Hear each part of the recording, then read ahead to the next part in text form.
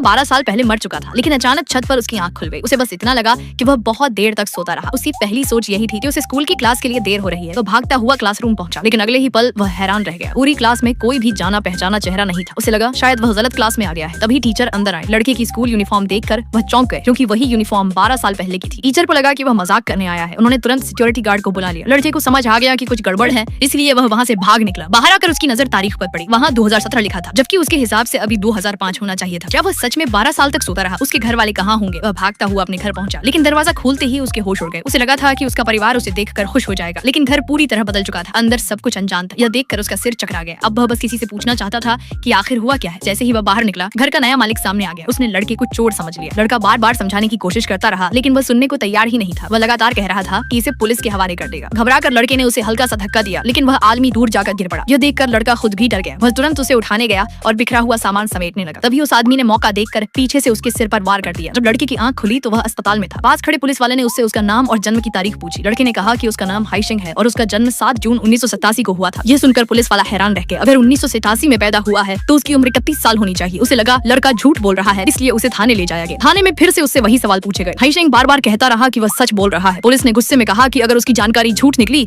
तो उसे नहीं छोड़ेंगे, लेकिन जब रिकॉर्ड चेक किया गया तो उसकी सारी जानकारी बिल्कुल सही निकली। बस एक बात ने सबको चौंका दिया। सरकारी रिकॉर्ड में उसके नाम के आगे लिखा था कि वह 12 साल पहले मर चुका है। यह देखकर पुलिस वाले भी सन्न रह गए। उन्होंने तुरंत अपने बड़े अफसर को यह अजीब मामला बताया। उधर हाइशिंग बाथरूम में मुंह धोने गया। तभी उसने देखा कि उसके माथे का घाव पूरी तरह गायब हो चुका था। वहाँ एक छोटा सा निशान भी नहीं बचा था। अब उसे खुद भी समझ नहीं आ रहा था कि उसके साथ आखिर हो क्या रहा है। जैसे ही वह बाथरूम से बाहर निकला, सामने एक पुलिस वाला आ गया। उसने हाइशिंग की नेम प्लेट देखी और डर के मारे जम गया। वह बोला, तुम हाइशिंग? लेकिन हाइशिंग तो 12 साल पहले मर चुका था। उसकी आवाज भी बिल्कुल पहले जैसी थी। पुलिस वाला पूरी तरह घबरा गया। उसे याद आया कि आज ही हाइशिंग की मौत की बरसी है। कहीं उसके सामने कोई भूत तो नहीं खड़ा। उसी समय हाइशिंग ने भी उसकी नेम प्लेट देखी और पहचान लिया। वह उसका स्कूल का दोस्त हाओफांग था। लेकिन हाइशिंग कुछ बोल पाता उससे पहले ही हाओफांग की आंखें पलट गईं और वह बेहोश होकर गिर पड़ा। जब हाओफांग को होश आया तब दोनों एक नूडल्स की दुकान में बैठे थे। हाओफांग सामने बैठे हाइशिंग को देखता ही रह गया। उसे अब भी यकीन नहीं हो रहा था कि यह सब सच है। उसने हाथ लड़ाकर देखा। जब उसे हाइशिंग के शरीर की गर्माहट महसूस हुई तब जाकर उसे यकीन हुआ कि उसका दोस्त सच में जिंदा है। तभी हाइशिंग ने पूछा, मेरी गर्लफ्रेंड जिंगजुआन कैसी है? इन 12 सालों में वह ठीक तो रही? ये सुनकर हाओफांग ने नजरें झुका ली। उसने धीरे से कहा, हमारा उससे पिछले 12 साल से कोई संपर्क नहीं है। वह अब कहाँ है और कैसी है मुझे कुछ नहीं पता। यह सुनकर हाइशिंग और भी उलझ गया। जो लोग कभी एक दूसरे के सबसे करीब थे वे आज इतने दूर कैसे हो गए? तभी हाओफांग ने उससे पूछा, क्या तुम्हें सच में उस दिन की कोई बात याद नहीं? हाइशिंग ने उस दिन को याद करने की कोशिश की। उस दिन भी वह हमेशा की तरह सुबह जल्दी उठा था। उसने अपने भाई बहन के लिए नाश्ता बनाया, उनका ख्याल रखा और फिर जिंगजुआन के साथ स्कूल चला गया। उस दिन उसका जन्मदिन था, इसलिए उसने हिम्मत करके जिंगजुआन से एक किस मांगी, लेकिन उसने उसे डांट दिया। इसके बाद वह अपने छोटे भाई के लिए खाना लेकर गया। वहाँ उसने देखा कि कुछ लड़के उसके भाई को परेशान कर रहे हैं। यह देखकर हाइशिंग का गुस्सा फूट पड़ा और वह सीधे उन लड़कों से भिड़ गया। तभी बाकी छात्रों ने बीच में आकर दोनों को अलग कर दिया। हाइशिंग गुस्से में बोला, वह उन्हें कभी माफ नहीं करेगा। अच्छी बात यह रही कि हाओफांग उसे समय पर वहाँ से ले गया, नहीं तो मामला और बिगड़ जाता। रात को जिंगजुआन चुप